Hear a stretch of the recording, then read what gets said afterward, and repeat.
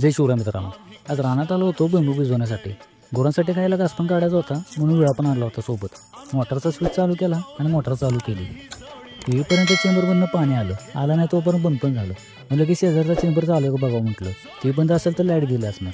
तो पण बंद होता. मग तोपर्यंत जाऊन दुसऱ्या तुकड्यातला चेंबर आवळून घेतला. दुसरा आणि कांदे चांगले जोरात आले होते.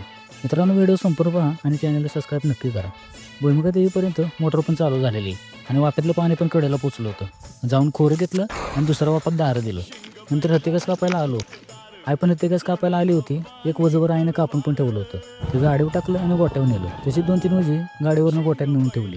नंतर माघारी आलो. आई दुधाने काढत होती करण्यासाठी. नंतर तासाभरात माझं भिजून पण झालं सगळं.